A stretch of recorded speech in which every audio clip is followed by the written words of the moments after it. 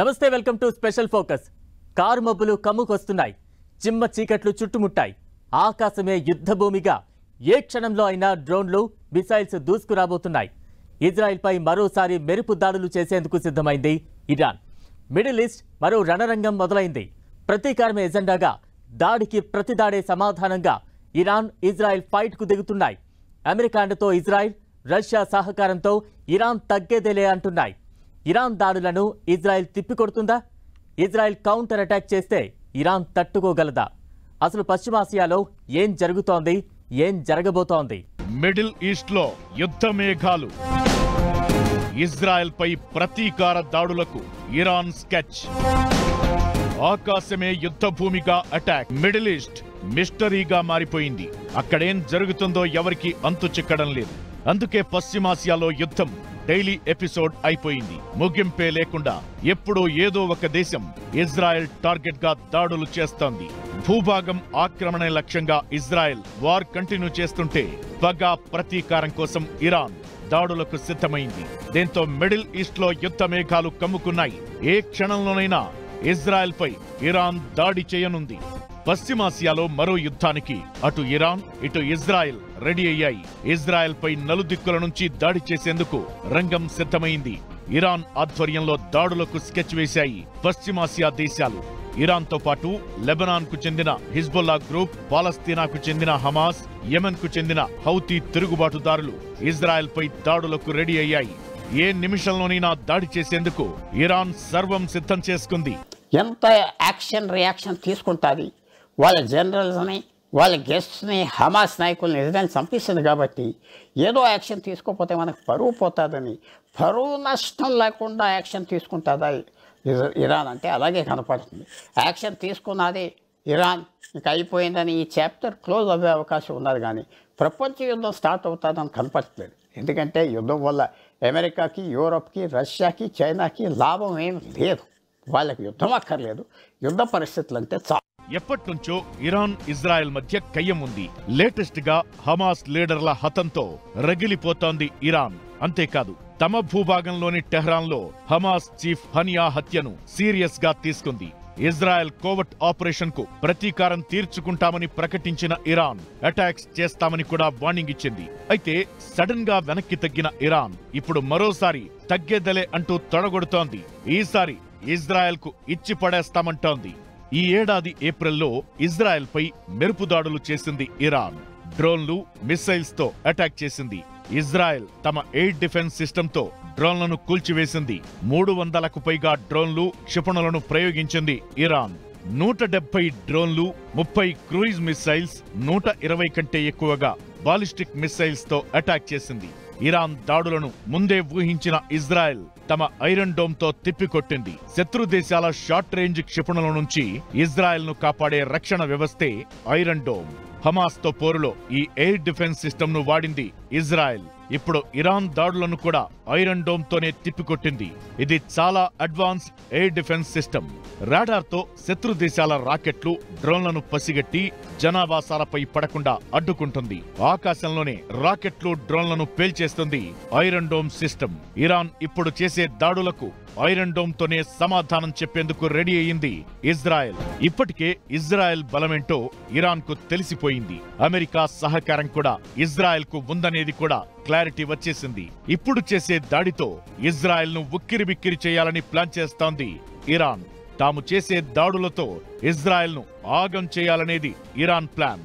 ఇందుకోసం ఇరాన్ కు Hezbollah, Houthi, Hamas సహకారం కూడా ఉంది. అయితే ఇరాన్ ఇజ్రాయెల్ మధ్య ఏళ్లుగా వైరం ఉన్నా డైరెక్ట్ గా దాడులు చేసుకోలేదు. ఈ ఏడాది ఏప్రిల్లోనే ఫస్ట్ టైం అటాక్స్ చేసుకున్నాయి. ఇప్పుడు మరోసారి యుద్ధానికి సిద్ధమయ్యాయి.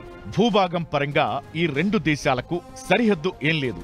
ఇరాన్ ఇజ్రాయెల్ మధ్య 2100 కిలోమీటర్ల డిస్టెన్స్ ఉంటుంది. అందుకే ఆకాశమే యుద్ధ భూమిగా మార్చుకున్నాయి ఇరాన్ ఇజ్రాయెల్. అడ్వాన్స్డ్ డ్రోన్లు, లేటెస్ట్ టెక్నాలజీతో తయారైన మిసైల్స్ తో అటాక్స్ చేసుకుంటున్నాయి. దేశాలు చిన్నవే, జనాభా కూడా తక్కువే. ఇతర దేశాలతో పోలిస్తే విస్తీర్ణం కూడా అంతంత మాత్రమే. కానీ ఇరాన్ ఇజ్రాయెల్ సైనిక సామర్థ్యమే ఎక్కువ. పగడ్బందీ వ్యూహం ఇజ్రాయెల్ది. దాడి చేసి ప్రతీకారం తీర్చుకోవాలనే కసి ఇరాన్ది. రైమని దూసుకొచ్చే మిసైల్స్, క్షణాల్లో మెరుపు దాడులు చేసే డ్రోన్లను నమ్ముకున్నాయి రెండు దేశాలు. ఆకాశమే యుద్ధ భూమిగా మార్చుకుని దాడులకు సిద్ధమయ్యాయి. ఇరాన్ ఇజ్రాయెల్ వార్కు దిగితే పరిస్థితి ఏంటి? ఎవరి దగ్గర అడ్వాన్స్డ్ క్షిపణులు డ్రోన్లు ఉన్నాయి? టెక్నాలజీ పరంగా ఎవరి బలం ఎంత?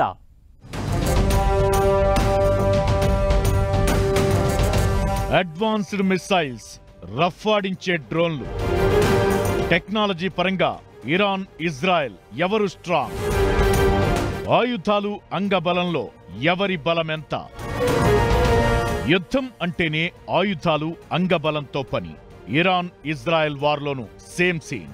ఆకాశమే యుద్ధభూమిగా చేసుకుని దాడులు చేసుకుంటున్న ఇరాన్ ఇజ్రాయెల్ బలాబలాలపై ఆసక్తికర చర్చ జరుగుతోంది. యుద్ధం జరిగితే ఎవరు పైచేయి సాధించే అవకాశం ఉందన్న దానిపై అంతర్జాతీయ స్థాయిలో చర్చ జరుగుతోంది. ఏప్రిల్లో ఇరాన్ చేసిన దాడితో ఇజ్రాయెల్కు చెప్పుకోదగ్గ స్థాయిలో నష్టమేమీ జరగలేదు. ఇప్పుడు ఇరాన్ దాడులు ఎలా ఉండబోతున్నాయి, వాటిని ఇజ్రాయెల్ ఎలా తిప్పికొట్టబోతుందనేది ఆసక్తికరంగా మారింది. ఇజ్రాయెల్ది తిరుగులేని రక్షణ వ్యవస్థ. ఇరాన్ కంటే ఇజ్రాయెల్ తన రక్షణ కోసం పెట్టే ఖర్చు చాలా ఎక్కువ. 2022-2023లో ఇరాన్ డిఫెన్స్ బడ్జెట్ దాదాపు $7.4 బిలియన్. ఇజ్రాయెల్ ఇరాన్తో పోల్చితే రెండింతల కంటే ఎక్కువ, అంటే దాదాపు $19 బిలియన్ ఖర్చు చేసింది. యుద్ధం కోసం ఇజ్రాయెల్ దగ్గర 340 సైనిక విమానాలు సిద్ధంగా ఉన్నాయి. ఇజ్రాయెల్ దగ్గరున్న యుద్ధ విమానాల్లో దూరం నుంచి అటాక్ చేసే F-15, F-35 లేటెస్ట్ విమానాలు ఉన్నాయి. ఇవి రాడార్ నుంచి కూడా తప్పించుకుని స్పీడ్ గా దాడి చేస్తాయి. ఇరాన్ దగ్గర దాదాపు యుద్ధ సామర్థ్యమున్న 320 విమానాలు ఉన్నట్లు నివేదికలు చెబుతున్నాయి. 1960 నాటి F-4, F-5, F-14 war jets Iran దగ్గర ఉన్నాయి. అయితే పాత విమానాల్లో ఎన్ని పనిచేస్తున్నాయో క్లారిటీ లేదు. ఇజ్రాయెల్ రక్షణ వ్యవస్థలో ఐరన్ డోమ్ దే కీ రోల్. ఇజ్రాయెల్ పైకి ఇరాన్ ప్రయోగించిన క్షిపణులను, డ్రోన్లను అన్నింటినీ ఐరన్ డోమ్ కూల్చేసింది. ఇరాన్ కు చెందిన 300కు పైగా క్షిపణులను, డ్రోన్లను ధ్వంసం చేసేందుకు Israel iron dome defence system ఉపయోగపడింది. ఇజ్రాయెల్ కంటే ఇరాన్ చాలా పెద్ద దేశం. జనాభా పరంగా ఇజ్రాయెల్ కంటే 10 ఎక్కువగా ఉంటుంది. ఇజ్రాయెల్తో పోలిస్తే ఇరాన్లో 6 ఎక్కువ మంది సైన్యం ఉంది. ఇరాన్లో 6 లక్షల మంది సైనికులుంటే ఇజ్రాయెల్ దగ్గర 1,70,000 మంది జవాన్లు ఉన్నట్లు నివేదికలు చెబుతున్నాయి. ఇరాన్ దగ్గర 3,000కు పైగా బాలిస్టిక్ క్షిపణులు ఉన్నాయని తెలుస్తోంది. 1980 నుంచి 1988 మధ్య ఇరాక్తో యుద్ధం జరిగినప్పటి నుంచి ఇరాన్ తన క్షిపణి వ్యవస్థలు, డ్రోన్లను అభివృద్ధి చేసుకుంటూ వస్తోంది. షార్ట్, లాంగ్ రేంజ్ మిసైల్స్, డ్రోన్లను డెవలప్ చేసింది. ఇజ్రాయెల్ కు పెద్ద బలం దాని ఎయిర్ ఫోర్స్, ఆయుధాలే. ఇరాన్లో కీలక టార్గెట్స్ పై వైమానిక దాడులు చేసే సామర్థ్యం ఇజ్రాయెల్ కు ఉంది. ఇరాన్ మిలిటరీకి చెందిన ఉన్నతాధికారులు, నాయకులు ఇజ్రాయెల్ ఎయిర్ ఫోర్స్ దాడుల్లోనే చనిపోయినట్లు అనుమానాలు ఉన్నాయి. ఇరాన్ నేవీ దగ్గర 220 నౌకలు, ఇజ్రాయెల్ దగ్గర 60 నౌకలు ఉన్నట్లు నివేదికలు చెబుతున్నాయి. ఇజ్రాయెల్తో పోలిస్తే ఇరాన్ డిఫెన్స్ సిస్టమ్ టెక్నాలజీ పరంగా వీక్ అని చెప్పొచ్చు. ఇజ్రాయెల్ కు సొంతంగా అణు ఆయుధాలున్నట్లు అంచనాలున్నాయి. ఇరాన్ దగ్గర అణు ఆయుధాలు లేవు. ఇలా ఎవరి బలాలు వారికున్నాయి. ఇరాన్ కంటే ఇజ్రాయెలే కాస్త అడ్వాన్స్ డిఫెన్స్ సిస్టమ్ ను డెవలప్ చేసుకుందని అంచనాలు ఉన్నాయి. ఒకప్పుడు అవి మిత్రదేశాలు. 40 ఏళ్ల క్రితం సీన్ మారింది. 20 ఏళ్ల కింద మళ్లీ గొడవ తెర మీదకు వచ్చింది. 6 నెలల క్రితం ఇరాన్ ఇజ్రాయెల్ ఖయ్యం పీక్ లెవెల్ కు చేరుకుంది. అప్పటి నుంచి రెండు దేశాలు ఒకప్పటి పగ, ప్రతీకారంతో రగిలిపోతున్నాయి. ఇప్పటి దాడులకు ఇజ్రాయెల్ చేసిన అటాక్స్ సాకుగా మారాయి. తమ రాయబార కార్యాలయంపై దాడితో పాటు హమాస్ లీడర్లను హతం చేయడంపై ఆగ్రహంతో ఉంది ఇరాన్. అందుకే ఇజ్రాయెల్ మీద అటాకింగ్ కు దిగుతుంది. ఇంతకీ ఇరాన్ ఇజ్రాయెల్ మధ్య ఎందుకింత శత్రుత్వం? ఈ వైరానికి మూలం ఎక్కడిది? యుద్ధానికి సంసిద్ధం కావడానికి కారణమేంటి? మాటలు దాటి చేతల వరకు ఎందుకొచ్చింది? Iran Israel కయ్యానికి కారణమేంటి? 40 ఏళ్ల పగ, ప్రతీకారమే యుద్ధానికి దారితీసిందా? తగ్గినట్టే తగ్గి ఇరాన్ దూకుడు పెంచడంలో వ్యూహమేంటి? ఈగో. ఇది చాలా డేంజర్.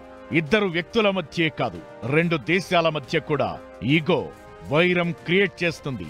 ఇరాన్ ఇజ్రాయెల్ విషయంలోనూ అదే జరిగినట్లు తెలుస్తోంది. ఈ రెండు దేశాల మధ్య యుద్ధ మేఘాలు ఒక్కరోజుతో మొదలవ్వలేదు. ఇప్పటితోనే అయిపోయేలా కూడా కనిపించడం లేదు. లేటెస్ట్ గా జరిగిన ఘటనల వల్లే ఇరాన్ దాడి చేస్తుందని భావించిన 40 ఏళ్ల వైరం కూడా ఇప్పటి యుద్ధ మేఘాలకు కారణంగా చెప్పొచ్చు. డైరెక్ట్ గా తమ ఫీల్డ్ నుంచే అటాకింగ్ మొదలుపెట్టింది ఇరాన్. ఇజ్రాయెల్ కూడా అమెరికా మద్దతు ఉందని ఎక్కడా తగ్గడం లేదు. ఇది ఇరాన్ పూర్తి అయిన వార్ స్టార్ట్ చేస్తుందా, ఇజ్రాయెల్ స్టార్ట్ చేస్తుందా అంటే అది కనపడట్లేదు. ఎందుకంటే రష్యాకి యుద్ధం ఇష్టం లేదు. అక్కడ యుక్రెయిన్ మీద ఫోకస్ ఉన్నది రష్యా. అమెరికా కూడా యుక్రెయిన్ యుద్ధం మీద ఫోకస్ ఉన్నది. ఈ ఇజ్రాయెల్ ఇరాన్ యుద్ధం ఎంతవరకు వెళ్ళిపోతుందో తెలియదు. అందరికీ అమెరికాకి అందరికీ ఏంటంటే ఇజ్రాయెల్ యుద్ధం స్టార్ట్ చేసి వాళ్ళ మీద ఆధారపడి వాళ్ళని దింపడానికి ప్రయత్నం చేస్తుందని ఇజ్రాయెల్ తెలుసు కాబట్టి వాళ్ళు ఇరాన్ కంట్రోల్ చేయడానికి చూస్తున్నారు. నిజానికి ఇజ్రాయెల్ ఇరాన్ మధ్య 1979 వరకు ఫ్రెండ్లీ రిలేషన్షిప్ ఉండేది. కానీ 1979 తరువాత ఇరాన్లో సిచ్యువేషన్స్ మారిపోయాయి. ఇరాన్ ఇస్లామిక్ రిపబ్లిక్ అయిన తరువాత ఇజ్రాయెల్తో సంబంధాలు కట్ అయ్యాయి. 1980 నుంచి 1988 మధ్య ఇరాన్ ఇరాక్ పోరులో అమెరికా ఇరాన్కు సీక్రెట్ గా ఆయుధాలు అందించింది. ఈ వ్యవహారంలో ఇజ్రాయెల్ ప్రభుత్వం మధ్యవర్తిగా వ్యవహరించింది. కాలక్రమంలో ఇరాన్ను తన మనుగడకు ప్రమాదకారిగా ఇజ్రాయెల్ భావించడంతో వీరి గొడవ మాటల నుంచి చేతల దాకా వెళ్ళింది. ఎన్నో ఏళ్ల నుంచి ప్రతీకారంతో రగిలిపోతున్నప్పటికీ ఇప్పుడు ఇజ్రాయెల్పై డైరెక్ట్ అటాకింగ్ కి దిగుతోంది ఇరాన్. పాలస్తీనా తీవ్రవాద సంస్థ హమాస్ ఇజ్రాయెల్ మధ్య కొన్నాళ్లుగా యుద్ధం జరుగుతోంది. ఇందులో ఇరాన్ మద్దతున్న హెజ్బుల్లా తీవ్రవాద సంస్థ పాలస్తీనాకు సపోర్ట్ గా ఇజ్రాయెల్ పై అటాక్ చేసింది. హిజ్బుల్లాకు ఇరాన్ సపోర్ట్ ఉండటంతో ఆ దేశమే తమపై దాడులు చేయిస్తోందని భావించింది ఇజ్రాయెల్. ఈ క్రమంలోనే ఇరాన్ ఇజ్రాయెల్ మధ్య మాటల యుద్ధం చేతల వరకు వెళ్ళింది. రెండు దేశాల మధ్య చాలా ఏళ్లుగా వైరం ఉంది. మిడిల్ ఈస్ట్ లో అస్థిరతకు, టెన్షన్ పరిస్థితులకు వీరి గొడవ ఒక కారణంగా మారింది. ఉగ్రవాద సంస్థలకు ఇరాన్ ఆర్థిక సహకారం అందిస్తోందని, యూదులపై ఉన్న వ్యతిరేకతతో తమపై దాడులు చేస్తోందని ఇజ్రాయెల్ ఆరోపిస్తోంది. పాత లొల్లి అట్లుంటే కొత్తగా మళ్లీ గొడవ మొదలైంది. ఇరాన్ రాయబార కార్యాలయంపై జరిగిన దాడి యుద్ధ తంత్రానికి దారితీసింది. ఇప్పుడు జరుగుతున్న దాడులకైతే కారణం ఇదేనని చెబుతోంది ఇరాన్.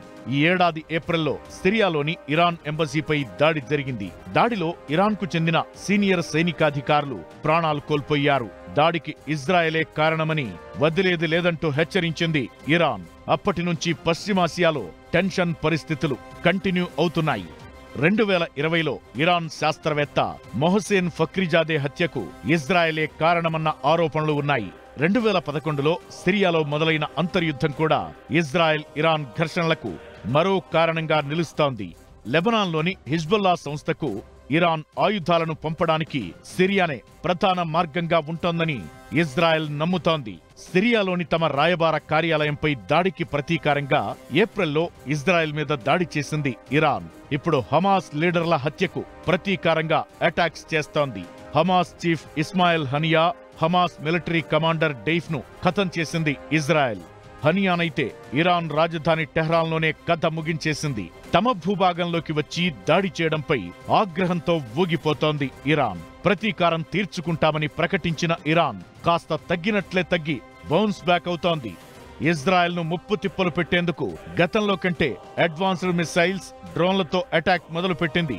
అయితే హమాస్ చీఫ్, ఇరాన్ ముఖ్యుల హత్యపై ఎలాంటి ప్రకటన చేయడం లేదు ఇజ్రాయెల్. మిత్రులు మారారు, శత్రువుల పొజిషన్ మారుతోంది. దుష్మన్ కా దుష్మన్ అప్నా దోస్త్ అన్నట్లుగా ఉంది అమెరికా రష్యా తీరు. ఇరాన్ అంటే అమెరికాకు పడదు, అమెరికాకు ఇజ్రాయెల్ మిత్రువు కాబట్టి రష్యాకు ఇజ్రాయెల్ అంటే గిట్టదు. మిడిల్ ఈస్ట్ యుద్ధంలో ప్రపంచంలో పేరున్న దేశాలు చెరొక స్టాండ్ తీసుకున్నాయి. అమెరికా ఇజ్రాయెల్కు అండగా నిలిస్తే ఇరాన్కు రష్యా సైనిక సాయం చేస్తోంది. ఇప్పటికే ఇరాన్, హెజ్బుల్లా ఇజ్రాయెల్ మీద మూకమ్మడి దాడి స్టార్ట్ చేశాయి. ఇంకోవైపు నుంచి హమాస్ అటాక్ కంటిన్యూ చేస్తూనే ఉంది. ఇజ్రాయెల్ ఇరాన్ యుద్ధం కాస్త అమెరికా రష్యా వార్గా మారిపోతోందా? అదే జరిగితే ప్రపంచ దేశాల పరిస్థితి ఏంటి? ఏ దేశం ఎటువైపు ఉంటుంది? ఇప్పటి సిచ్యువేషన్స్ కు దారితీసిన పరిస్థితులు ఏంటి? మిడిల్ ఈస్ట్ లో వార్ కొత్త టర్న్ తీసుకుంటుందా? ఇజ్రాయెల్ కోసం అమెరికా, ఇరాన్ కు మద్దతుగా రష్యా. ఇరాన్ ఇజ్రాయెల్ వార్ ప్రపంచ దేశాల మధ్య చీలిక తెస్తుందా? పగ ప్రతీకారం ఆ రెండు దేశాలది. మరో రెండు దేశాలు యుద్ధానికి ఆజ్యం పోస్తున్నాయి. మిడిల్ ఈస్ట్ లో ఇరాన్ కు మద్దతుగా కొందరు, ఇజ్రాయెల్ కు సపోర్ట్ గా ఇంకొందరు వరుస పెట్టి అందరూ యుద్ధ రంగంలోకి దిగుతున్నారు. ఇప్పటికే పశ్చిమాసియా రావణ కాష్టంలా రగులుతోంది. ఇప్పుడు ఇరాన్, ఇజ్రాయెల్ దాడులు చేసుకుంటున్నాయి. హమాస్ లీడర్లను హతం చేయడంపై గుస్సా మీదున్న ఇరాన్ ఇజ్రాయెల్ పై మెరుపు దాడులు చేస్తోంది. ఇరాన్ దాడులతో ఇజ్రాయెల్ తో పాటు దానికి మద్దతుగా నిలుస్తోన్న అమెరికా కూడా అలర్ట్ అయింది. కౌంటర్ కు ఎన్కౌంటర్ అన్నట్లుగా యాక్షన్ కు రియాక్షన్ చూపిస్తామంటున్నాయి. ఇరాన్ ఇజ్రాయెల్ వార్ కాస్త అమెరికా రష్యా వార్ గా మారే ప్రమాదం కనిపిస్తోంది. ప్రపంచంలోనే పేరున్న ఈ రెండు దేశాలు మిడిల్ ఈస్ట్ వేదికగా దాడులు చేసుకునే పరిస్థితులు ఉన్నాయి. ఇరాన్ ఇజ్రాయెల్ వార్లో అమెరికా ఇజ్రాయెల్ కు మద్దతుగా రంగంలోకి దిగింది. పశ్చిమాసియా రీజియన్లోని బలగాలను ఇజ్రాయెల్ ను కాపాడేందుకు మోహరించింది. అంతేకాదు యుద్ధ నౌకలు, ఫైటర్ జెట్లను సిద్ధం చేసి ఉంచింది. అగ్రరాజ్యం ఇరాన్ దాడులను తిప్పికొట్టేందుకు సర్వం సిద్ధం చేసి పెట్టారు. అధునాతన సబ్మెరైన్లతో పాటు యుద్ధ నౌకలను అమెరికా నేవీ మిడిల్ ఈస్ట్ కు పంపించింది. గైడెడ్ మిసైల్ సబ్మెరైన్ యుఎస్ఎస్ జార్జియాతో పాటు భారీ యుద్ధ నౌక అబ్రహం లింకన్ ను కూడా రంగంలోకి దించింది యుఎస్. 90 యుద్ధ విమానాలను ఒకేసారి తీసుకెళ్లే సామర్థ్యం ఈ నౌకకు ఉంది. ఇరాన్ కు మద్దతుగా రష్యా డైరెక్ట్ గా ఫీల్డ్ లోకి దిగే అవకాశముంది. ఇజ్రాయెల్ కు అండగా అమెరికా రంగంలోకి దిగడంతో ప్రతిగా రష్యా ఎత్తులు వేస్తోంది. రష్యా ఇస్కాండర్ అనే బాలిస్టిక్ క్షిపణితో పాటు మర్కాన్స్క్ బిఎన్ ఎలక్ట్రానిక్ వార్ఫేర్ సిస్టంలను ఇరాన్ కు పంపినట్లు తెలుస్తోంది. ఇస్కాండర్ బాలిస్టిక్ క్షిపణికి 310 మైళ్ల దూరం వెళ్లి అటాక్ చేసే వార్ హెడ్లను కాల్చగల సామర్థ్యం ఉంది. రష్యాకు చెందిన IL-76 military air craft Moscow నుంచి టెహ్రాన్ చేరుకుంది. ఇది హెవీ మెషిన్స్ లేదా ఎక్కువ బరువున్న ఎక్విప్మెంట్ ను తీసుకెళ్తాయి.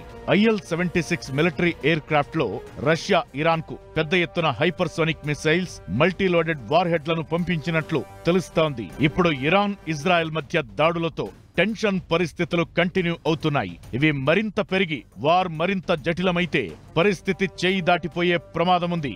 ఇరాన్ కు మద్దతుగా హమాస్, హిజ్బుల్లా, హౌతీ తిరుగుబాటుదారులు రంగంలోకి దిగితే పరిస్థితి మరోలా ఉంటుందంటున్నారు ఎక్స్పర్ట్స్. ఇజ్రాయెల్ కు అమెరికా మాత్రమే అండగా నిలుస్తూ ఎందాకైనా సిద్ధమంటోంది. చైనాకు అమెరికాతో పొసగదు కాబట్టి ఇంకొన్ని రోజులైతే డ్రాగన్ కంట్రీ కూడా రష్యాకు మద్దతుగా ఇరాన్ కు బాసటగా నిలిస్తే పరిస్థితులు మరింత డేంజర్ గా మారే ప్రమాదముంది. అప్పుడు ప్రపంచ దేశాల్లో చీలిక వచ్చే అవకాశముంది. పెట్రోల్, చమురు, గ్యాస్ నిల్వల ఉత్పత్తులు రాజకీయంగా, వర్తకంగా, వాణిజ్యంగా, వ్యాపారంగా అన్ని కోణాల్లో చూసినప్పుడు ఇరాన్కి ఇజ్రాయెల్కి మధ్య జరిగే యుద్ధము ప్రపంచ శాంతికి విఘాతం కలిగించి ప్రపంచంలోని వర్తక వాణిజ్య వ్యాపారాలను దెబ్బతీసి సగటు మానవుడు ధరలు పెరిగి నిత్యావసర వస్తువుల దగ్గర నుంచి ప్రతిదీ ఇబ్బంది పడాల్సిన సమయంగా ఇది మారక మునుపే India has to take lead. అంతర్జాతీయ వేదికపై ఇప్పటికే 2 గ్రూపులు ఉన్నాయి. ఓ గ్రూప్ ను అమెరికా లీడ్ చేస్తుండగా మరో గ్రూప్ ను రష్యా, చైనా నడిపిస్తున్నాయి. ఇప్పుడు ఇరాన్ ఇజ్రాయెల్ యుద్ధం కారణంగా రష్యా అనుకూల దేశాలు ఒకవైపు, అమెరికా అనుకూల దేశాలు మరోవైపు అన్నట్లుగా విడిపోయే ఛాన్స్ ఉందంటున్నారు ఎక్స్పర్ట్స్. ఆ సిచ్యువేషన్స్ మరో టర్న్ తీసుకుంటే మాత్రం 3వ ప్రపంచ యుద్ధానికి మిడిల్ ఈస్టే వేదికయ్యే అవకాశం ఉందన్నది నిపుణుల